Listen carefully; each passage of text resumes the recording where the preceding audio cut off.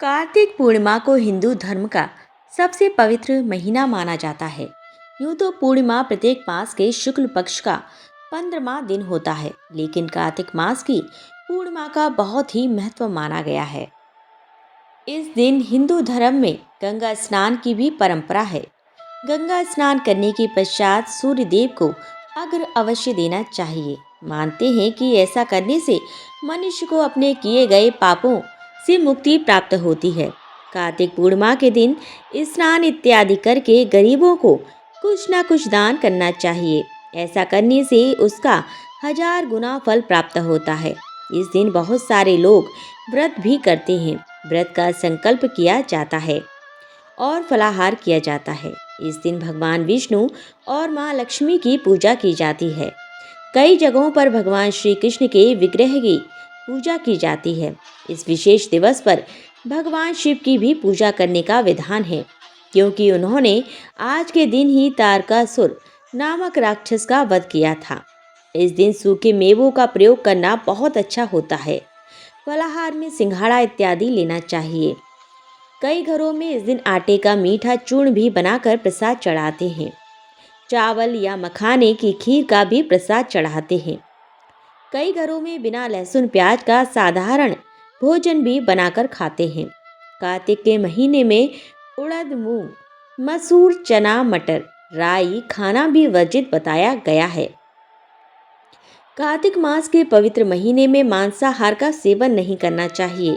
कहा जाता है कि कार्तिक माह में भगवान विष्णु पानी में रहते हैं।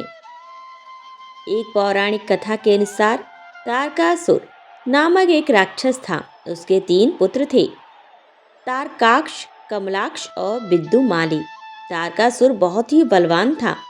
उसने धरती व स्वर्ग पर अपना आतंक मचा रखा था, जिससे परेशान होकर देवताओं ने भगवान शिव से उसका अंत करने के लिए प्रार्थना की। उनकी प्रार्थना सुनकर भगवान शिव ने तारकासुर का वध किया। इससे देवता बड़े प्रसन्न हुए। उसके तीनों पुत्रों को यह सुनकर बड़ा दुख हुआ और उन्होंने इसका बदला लेने के लिए ब्रह्मा जी की घोर तपस्या की। उनकी तपस्या से प्रसन्न होकर ब्रह्मा जी ने तीनों से वरदान मांगने को कहा। तीनों ने ब्रह्मा जी से अपने अमर होने का वरदान मांगा। ब्रह्मा जी ने अमरता के अलावा कोई दूसरा वरदान मांगने को कहा। इसके बाद उन तीनों ने कुछ देर तक इस पर बहुत विचार किया और फिर ब्रह्मा जी से कहा, आप 3 अलग अलग नगरों का निर्माण करें, जिसमें सभी बैठकर पूरी पृथ्वी और आकाश में घूम सकें। 1000 साल बाद जब हम मिलें तो हम तीनों के नगर मिलकर एक हो जाएं। जो देवता तीनों नगरों को एक ही बाण से नष्ट करने की क्षमता रखता हो, वही हमारी मृत्यु का कारण बने। उन सबकी नज़र में यह एक असंभव कार्य था। उन्हें वह वरदान ब्रह्मा जी के निर्देशानुसार मय दानव ने उनके लिए 3 नगरों की स्थापना की। तारकाक्ष के लिए सोने का, कमला के लिए चांदी का और बिंदुमाली के लिए लोहे का नगर बनाया गया। तीनों ने मिलकर तीनों लोगों पर अपना अधिकार जमा लिया। इंद्र देवता इन तीनों राक्षसों से बहुत भयभीत हुए और भगवान शंकर की शरण में गए। इंद्र की बात सुनकर भगवान शिव ने इन दानवों का नाश करने के लिए एक दिव्य रथ का निर्माण किया। इस दिव्य रथ की हर एक चीज देवताओं ने बनाई थी। चंद्रमा और सूर्य से पहिए बने। इंद्र, वरुण, यम और कुबेर रथ के 4 घोड़े बने। हिमालय धनुष बने और शेषनाग प्रत्यंजा बने। भगवान शिव खुद बाण बने और बाण की नोक अग्निदेव स्वयं बने। इस दिव्य रथ पर भगवान शिव स्वयं सवार हुए। देवताओं से बने इस रथ और तीनों भाइयों के बीच भयंकर युद्ध हुआ। युद्ध करते समय प्रभु लीला से एक ऐसा समय आया जब तीनों रथ एक ही सीध में आ गए। जैसे ही ये तीनों रथ एक सीध में आए, उसी समय भगवान शिव ने अपने बाण छोड़े और तीनों का नाश कर दिया। इसी वध के बाद भगवान शिव को त्रिपुरारी कहा जाने लगा। बोलो भगवान शिव शंकर की जय। जिसके उल्लास में देवताओं ने दीपावली मनाई, जिसे आगे चलकर देव दीपावली के रूप में मान्यता मिली। इसी संदर्भ में एक कथानक भी है। त्रिशंकु को राजर्षि विश्वामित्र ने अपने तपोबल से स्वर्ग पहुंचा दिया। देवतागण इससे उद्विग्न हो गए और त्रिशंकु को देवताओं ने स्वर्ग से भगा दिया। शापग्रस्त त्रिशंकु उधर में लटक रहे। त्रिशंकु को स्वर्ग से निष्कासित किए जाने से क्षुब्ध विश्वामित्र ने पृथ्वी, स्वर्ग आदि से मुक्त एक नई समूची सृष्टि की ही अपने तपोबल से रचना करना प्रारंभ कर दिया। उन्होंने कुश, मिट्टी, ऊंट, बकरी, भेड़, नारियल, कोहड़ा, सिंघाड़ा आदि की रचना का क्रम प्रारंभ कर दिया। इसी क्रम में विश्वामित्र ने वर्तमान ब्रह्मा, विष्णु, महेश की प्रतिमा बनाकर उन्हें अभिमंत्रित कर उनमें प्राण फूंकना आरंभ किया। सारी सृष्टि डामाडोल हो उठी। हर ओर कोहराम मच गया। हाहाकार के बीच देवताओं ने राजर्षि विश्वामित्र की अभ्यर्थना की। महर्षि प्रसन्न हो गए और उन्होंने नई सृष्टि की रचना का अपने संकल्प वापस ले लिया। देवताओं और ऋषियों मुनियों में प्रसन्नता की लहर दौड़ गई। पृथ्वी, स्वर्ग, पाताल सभी जगह इस अवसर पर दीपावली मनाई गई। यही अवसर अब देव दीपावली के रूप में विख्यात है। पौराणिक कथा के अनुसार एक बार माँ लक्ष्मी की बहनों ने छल से भगवान विष्णु को पाताल लोक में अपने पास रहने और सब कुछ भूल जाने का वरदान मांगा था। भगवान विष्णु को तपस्या के फल हेतु उन्हें यह वरदान देना पड़ा। लोक में लक्ष्मी माता की बहनों के पति के रूप में वहां निवास करने लगे। भगवान विष्णु को यह ज्ञात ही नहीं था कि वह सृष्टि के पालनहार हैं। यही 4 माह की अवधि चतुर्मास कहलाती है। जब 4 माह बीत गए थे, तब भगवान शिव स्वयं भगवान विष्णु को उनके धाम वापस ले जाने आए और उन्होंने भगवान विष्णु को सब कुछ याद दिलाया। तब भगवान विष्णु ने 4 माह के बाद पुनः अपने धाम बैकुंठ में वापसी की थी। भगवान विष्णु के निद्रा से जागने के बाद पुनः घर लौटने की तिथि देवउठनी एकादशी के रूप में जानी जाती है। भगवान शिव और भगवान विष्णु को पाताल से बैकुंठ लौटने में एकादशी से लेकर पूर्णिमा तिथि तक का समय लगा था। जिस दिन भगवान विष्णु ने बैकुंठ धाम में प्रवेश किया था, उस दिन कार्तिक माह की पूर्णिमा तिथि थी। भगवान विष्णु के आगमन पर दीपोत्सव मनाया गया और भव्य स्वागत देवताओं द्वारा किया गया। इस दिन सभी देवताओं ने दीप जलाए।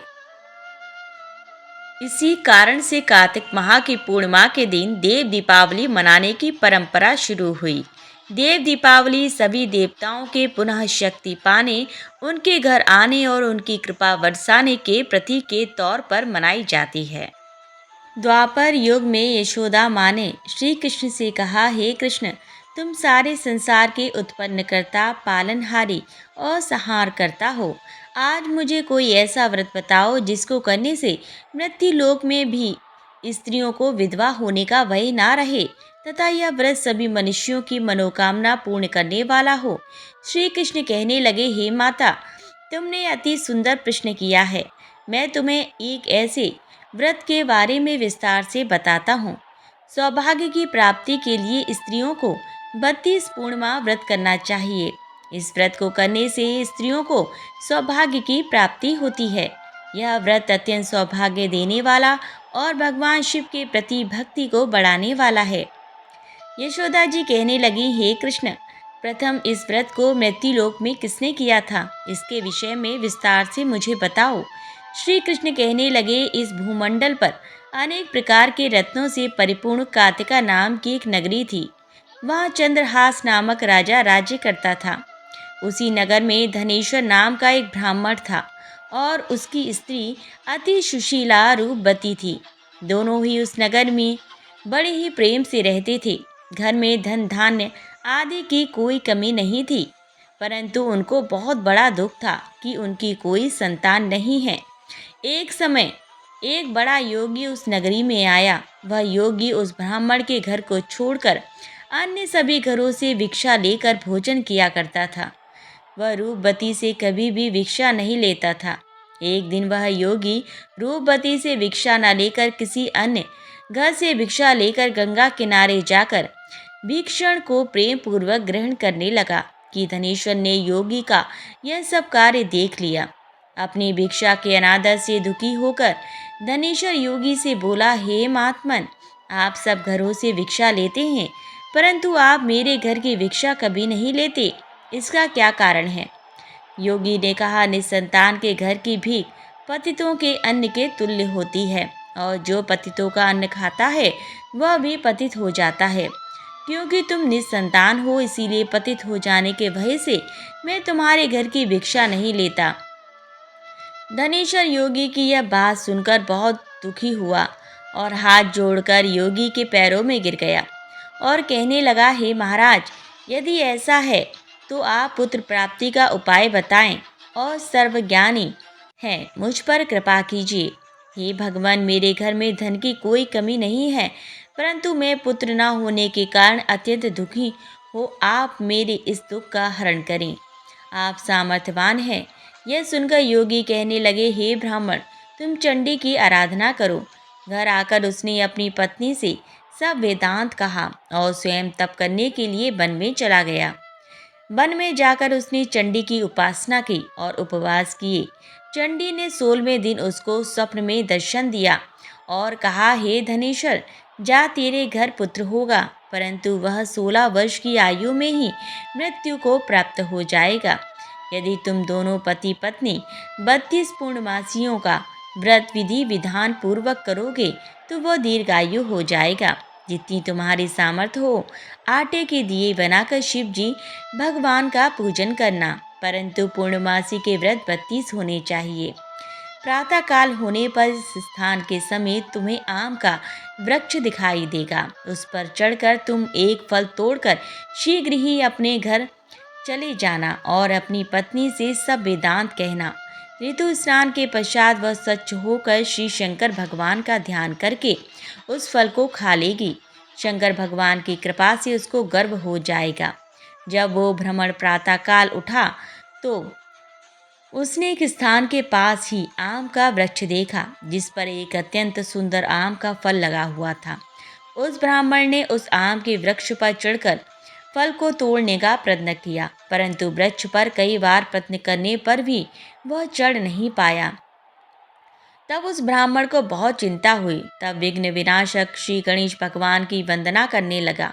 हे दयानिधे, अपने भक्तों के विघ्नों का नाश करके उनके मंगल कार्य को करने वाले, दुष्टों का नाश करने वाले, रिद्धि सिद्धि प्रदान करने वाले, आप मुझ पर कृपा करके इतना बल दें कि मैं अपने मनोरथ को पूरा कर सकूं। इस प्रकार गणेश जी की प्रार्थना करने पर उनकी कृपा से धनेश्वर वृक्ष पर चढ़ गया और उसने सुंदर आम के फल को तोड़ लिया।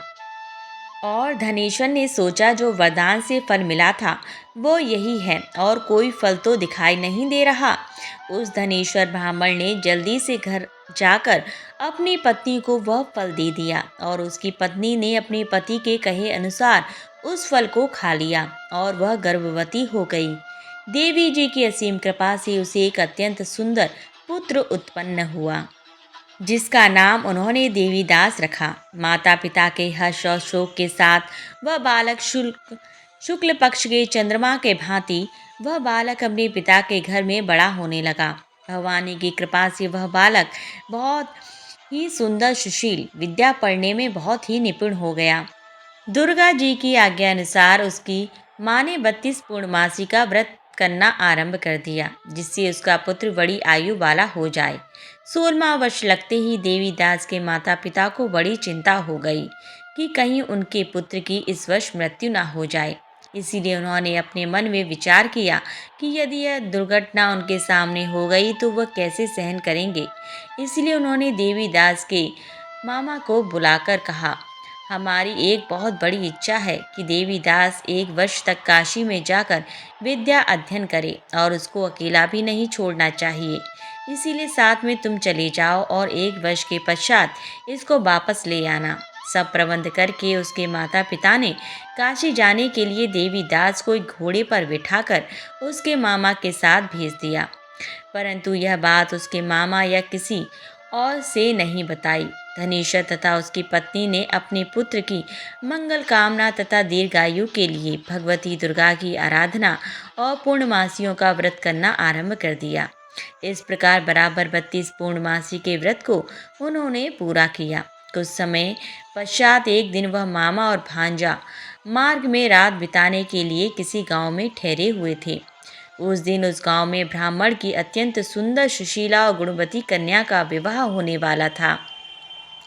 जिस धर्मशाला के अंदर वर और उसकी बारात ठहरी हुई थी, उसी धर्मशाला में देवीदास और उसके मामा भी ठहरे हुए थे।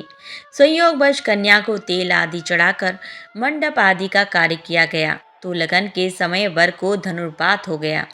इसीलिए वर के पिता ने अपने कुटुंबियों से विमर्श करके निश्चय किया कि यह देवीदास मेरे पुत्र जैसा ही सुंदर है, मैं इसके साथ ही लगन करवा दूं और बाद में विवाह के अन्य कार्य मेरे लड़के के साथ हो जाएंगे। ऐसा सोचकर देवीदास के मामा से जाकर बोला कि तुम थोड़ी ही देर के लिए अपना भांजा हमें दे दो, जिससे विवाह के लगन का सब कार्य सुचारू रूप से हो सके। तब देवीदास का मामा कहने लगा, जो कुछ भी वधू पक्ष से कन्यादान के समय वर को मिले वह सब हमें दे दिया जाए, तो मेरा भांजा इस बारात का दूल्हा बन जाएगा। यह बात वर के पिता ने स्वीकार कर लेने पर उसने अपना भांजा वर बनने के लिए भेज दिया और उसके साथ सब विवाह कार्य विधि पूर्वक संपन्न हो गए। पत्नी के साथ वह भोजन करने लगा तो अपने मन में सोचने लगा कि न जाने यह किसकी स्त्री होगी। वह एकांत में यही सोच सोचकर अपने गर्म श्वास छोड़ने लगा और उसकी आंखों में आंसू भी आ गए। तब लड़की ने पूछा, क्या बात है, आप इतने उदासीन व दुखी हो रहे हो? तब उसने सब बातें जो वर के पिता और उसके मामा में हुई थी लड़की को बता दी। तब कन्या कहने लगी, यह ब्रह्म विवाह के विपरीत कैसे हो सकता है? देव, ब्राह्मण और अग्नि के सामने मैंने आपको ही अपना पति माना है, इसलिए आप ही मेरे पति हैं। मैं आपकी ही पत्नी रहूंगी, अन्य किसी की कदापि नहीं। देवीदास ने कहा, ऐसा मत करिए, क्योंकि मेरी आयु बहुत कम है। मेरे पश्चात आपकी क्या गति होगी, इन बातों को अच्छी तरह विचार कर लो।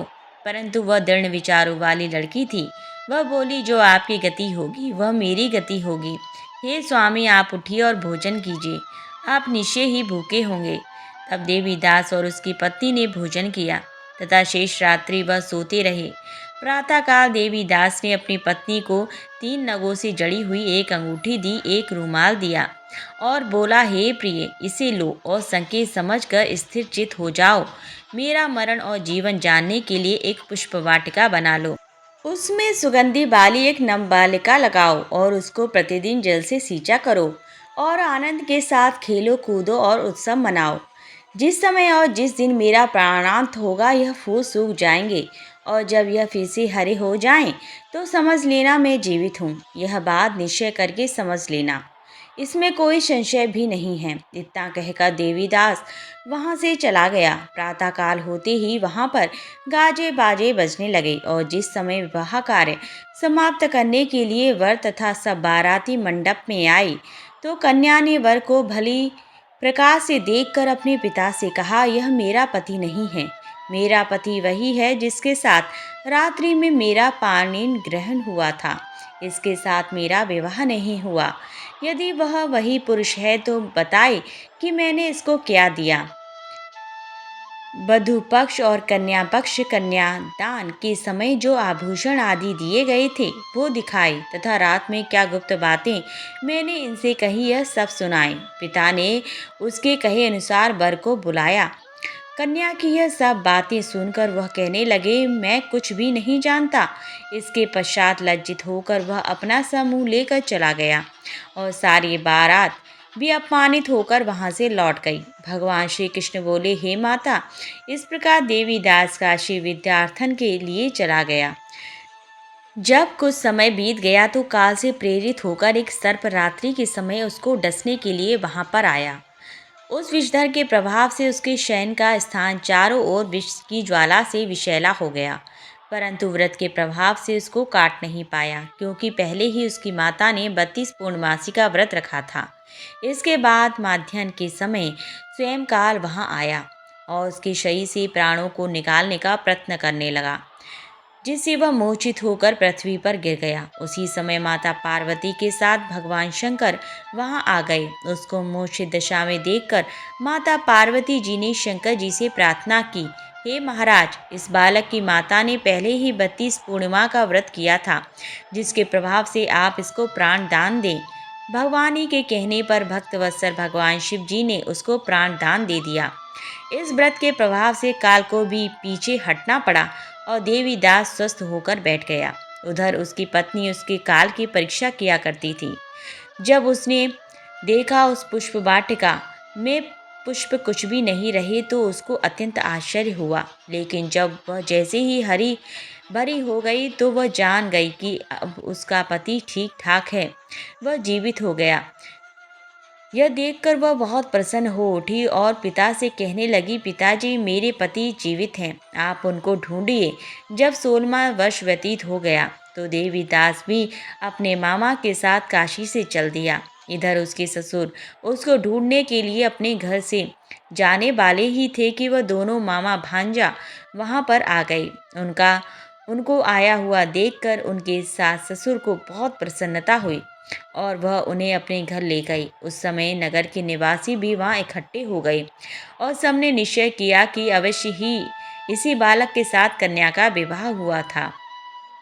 उस बालक को कन्या ने जब देखा तो पहचान लिया कि यह तो वही है जो संकेत करके आया था। तब उपरांत सब कहने लगे, भला हुआ यह आ गया, और सब नगरवासियों ने आनंद मनाया। कुछ दिन बाद देवीदास ने अपनी पत्नी और मामा के साथ अपने ससुर के घर से बहुत सारे उपहार लेकर अपने माता पिता के घर की तरफ प्रस्थान किया। जब वह अपने गांव के निकट पहुंच गए तो वहीं लोगों ने उसे देखकर उसके माता पिता को पहले ही खबर दे दी कि तुम्हारा पुत्र देवीदास अपनी पत्नी और मामा के सहित आ रहा है। ऐसा समाचार सुनकर माता पिता को विश्वास नहीं हुआ, परंतु जब और लोगों ने भी आकर यही बात उन्हें बताई तो उनको बड़ा आश्चर्य हुआ। लेकिन थोड़ी देर में देवीदास ने आकर अपने माता पिता के चरणों में अपना सर रखकर प्रणाम किया और उसकी पत्नी ने अपने सास ससुर के चरणों को स्पर्श किया तो माता पिता ने अपने पुत्र और पुत्रवधू को हृदय से लगा लिया और दोनों की आंखों में प्रेम अश्रु बह चले। अपने पुत्र और पुत्रवधू के आने की खुशी में धनेश्वर ने बड़ा ही भारी उत्सव किया और ब्राह्मणों को दान दक्षिणा देकर प्रसन्न किया। श्री कृष्ण भगवान कहने लगे, इस प्रकार धनेश्वर 32 पूर्णमासियों के व्रत के प्रभाव से पुत्रवान हो गया। जो भी स्त्रियां 32 पूर्णमासी के व्रत को करती हैं वे जन्म जन्मांतर में वैधव्य का दुख नहीं भोगती और सदा सौभाग्यवती रहती हैं। पूर्णिमा व्रत के लाभ। पूर्णिमा व्रत करने से भगवान विष्णु प्रसन्न होते हैं। पूर्णिमा व्रत करने से संतान प्राप्ति होती है और संतान दीर्घायु होती है। यह व्रत करने से ग्रह क्लेश दूर होते हैं। पूर्णिमा व्रत करने से स्त्रियां सौभाग्यवती होती हैं। इस व्रत को करने से मानसिक कष्ट दूर होता है। पूर्णिमा व्रत करने से हर मनोकामना पूर्ण होती है। जो भी पूर्णिमा का व्रत रखता है उस पर भगवान विष्णु और चंद्रमा की विशेष कृपा होती है। यह व्रत करने से आर्थिक परेशानी भी दूर हो जाती है। पूर्णिमा व्रत की विधि। पूर्णिमा के दिन सुबह नहाकर स्वच्छ कपड़े पहने घर के मंदिर को अच्छे से साफ कर गंगा जल छिड़काव करना चाहिए। भगवान विष्णु की प्रतिमा पर हल्दी का टीका लगाना चाहिए। भगवान विष्णु के साथ माता लक्ष्मी की पूजा जरूर करनी चाहिए। प्रतिमा के सामने घी का दीपक जलाएं, पुष्प चढ़ाएं। रात को चंद्र उदय होने के बाद चंद्रमा पर जल अर्पित करें। कार्तिक पूर्णिमा की पूजा कैसे करें?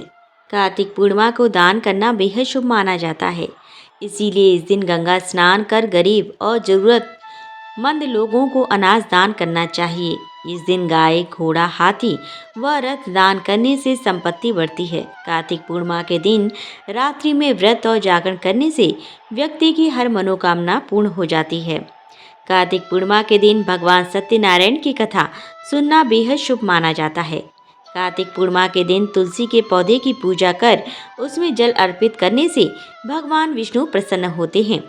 भगवान विष्णु को तुलसी अति प्रिय है। इस दिन तुलसी के पौधे में घी से दीपक जलाना बेहद शुभ और लाभकारी माना जाता है। कार्तिक पूर्णिमा के दिन कुश हाथ में लेकर स्नान करना चाहिए। इससे सौभाग्य की प्राप्ति होती है।